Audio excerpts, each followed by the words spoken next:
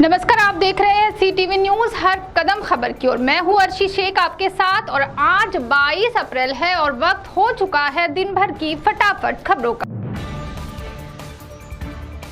राज्य में बिजली संकट गहराया। आज से राज्य में शुरू होगी लोड शेडिंग। जहां पर बिजली बिल की हो रही है चोरी और जहां पर बिजली के बिल है बकाया, उस एरिया में 5 से 6 घंटे रहेगी बत्ती गुल। ऊर्जा मंत्री नितिन राउत ने कहा कि अदानी द्वारा बिजली की आपूर्ति ना होने के कारण राज्य में गहराया बिजली संकट। चंद्रपुर के राजीव गांधी इंजीनियरिंग कॉलेज एवं कन्या नागरिक बैंक के बीच चल रहा विवाद फिर एक बार आया चर्चा में। कल एक पत्र परिषद में विनोद दत्तात्रेय ने कन्या बैंक पर लगाया गंभीर आरोप। जो कर्जा लिया ही नहीं गया उसके पैसे मांग रही है कन्या बैंक। इस आरोप का खंडन करते हुए कन्या बैंक के अध्यक्ष ने कहा कि ये आरोप पूरी तरह है गलत और हमारी की जा रही है बदनामी। एक गैस एजेंसी में पिछले 25 सालों से सिलेंडर डिलीवरी करने का कार्य कर रहे सुनील मोरे के पुत्र ने अपनी काबिलियत पर नेशनल लेवल पर लिए जा रहे बॉडी बिल्डिंग प्रतियोगिता में 5वां स्थान प्राप्त कर विदर्भ का नाम रोशन किया है। पुणे में ली गई इस प्रतियोगिता में रोहित मोरे द्वारा 80 किलोग्राम वेट कैटेगरी में 5वां स्थान हासिल किया।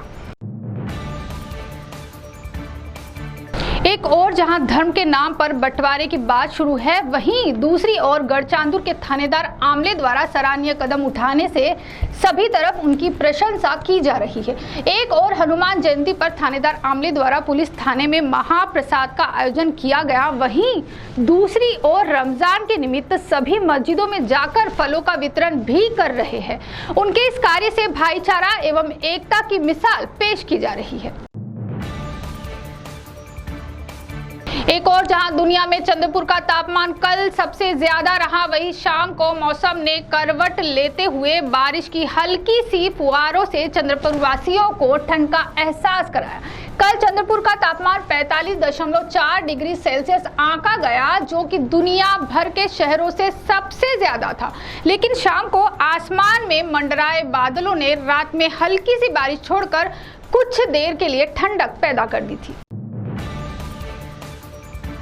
बाप अपनी बेटी की खुशी के लिए अपना सब कुछ न्यौछावर करता है, किंतु एक मामला ऐसा भी प्रकाश में आया है जहां बाप ने अपनी खुशी के लिए अपनी बच्ची को बेच दिया। नागपुर की इस दिल दहला देने वाली घटना ने सबके होश उड़ा दिए।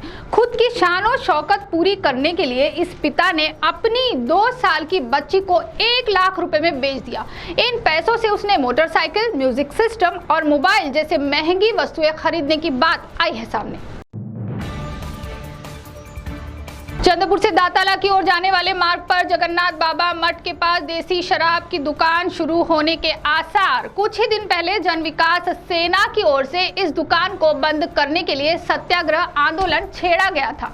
गुरुवार के दिन इस परिसर की महिलाओं द्वारा देसी शराब की दुकान बंद करने के लिए अनोखा भजन आंदोलन छेड़ा गया। राजौरा तहसील के सोंडो गांव समीप खेत में बिजली गिरने के कारण 20 बकरियों को अपनी जान गंवानी पड़ी। कल शाम को मौसम ने करवट लेते हुए तूफानी हवाओं का रुख अपनाया था और इसी समय आसमान में बिजली चमकने लगी। एक पेड़ का आसरा लेते हुए ये बकरियां जहां खड़ी थी वहीं बिजली गिरी। लगता है कोरोना का संक्रमण फिर एक बार लौट आया है। देश में पिछले 24 घंटों में 2380 नए कोरोना के मामले आए सामने और वहीं 56 नागरिकों की कोरोना से मृत्यु हुई। देश में लगातार बढ़ रहे आंकड़े यही दर्शा रहे हैं कि कोरोना का संक्रमण कभी भी फैल सकता है। प्रदूषण से मुक्ति दिलाने हेतु इलेक्ट्रिक वाहनों की खरीदारी पर ज्यादा ध्यान दिया जा रहा था, लेकिन कुछ ऐसी घटनाएं इन इलेक्ट्रिक वाहनों से जुड़ी थी जिसके लिए केंद्रीय मंत्री नितिन गडकरी को ट्वीट कर ये कहना पड़ा कि जिन इलेक्ट्रिक वाहनों में खराबी है कंपनियां उन वाहनों को वापस बुलाए। गौरतलब है कि देश में कई इलेक्ट्रिक वाहनों में अचानक ही आग लग जाने से कई लोगों को अपनी जान गंवानी पड़ी है। तो ये थी आपकी पसंदीदा खबरें फटाफट, और ऐसे ही हर खबर से अपडेट रहने के लिए देखते रहिए CTV न्यूज़, हर कदम खबर की ओर। नमस्कार।